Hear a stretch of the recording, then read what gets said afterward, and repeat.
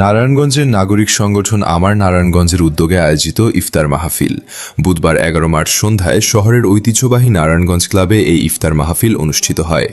সংগঠনটির আহ্বায়ক মাসুদুজ্জামান মাসুদের সভাপতিত্বে অনুষ্ঠানে প্রধান অতিথি হিসেবে উপস্থিত ছিলেন নারায়ণগঞ্জ 4 আসনের সংসদ সদস্য অ্যাডভোকেট আবদুল্লাহ আল আমিন।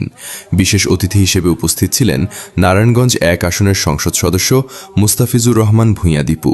এ সময় উপস্থিত ছিলেন জেলা প্রশাসনের নির্বাহী ম্যাজিস্ট্রেট রাশেদ খান, সন্ত্রাস নির্মূল তকি মঞ্চের আহ্বায়ক রফিউর রাব্বি, জমিয়তে উলামায়ে ইসলামের যুগ্ম মহাসচিব মুফতি মনির হোসাইন কাসেমি, আমলাপাড়া পঞ্চায়েত কমিটির সভাপতি ও নারায়ণগঞ্জ মহানগর বিএনপির নেতা নুরুল ইসলাম সর্দার।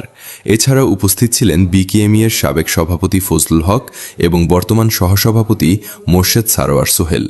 Narayanganj chamber of commerce and ইন্ডাস্ট্রির পরিচালক ও মহানগর বিএনপি নেতা মোহাম্মদ হানিফ সর্দার অনুষ্ঠানে আরও উপস্থিত ছিলেন নারায়ণগঞ্জ প্রেস ক্লাবের সাবেক সভাপতি মাহবুবুর রহমান মাসুম, বর্তমান সভাপতি আবু সাউদ মাসুদ এবং সাধারণ সম্পাদক আফজাল হোসেন পন্টি।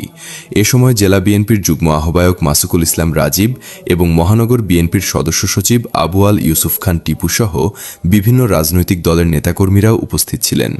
অনুষ্ঠানে নারায়ণগঞ্জ সিটি কর্পোরেশনের সাবেক কাউন্সিলর মাকসুদুল আলম খন্দকার খোরশেদ, শওকত হাশেম শকু, আফসানা আফরোজ বিভা হাসান, আয়েশা আক্তার দিনা ও অসিত বরণ বিশ্বাস সহ বিভিন্ন শ্রেণী পেশার মানুষ অংশ নেন।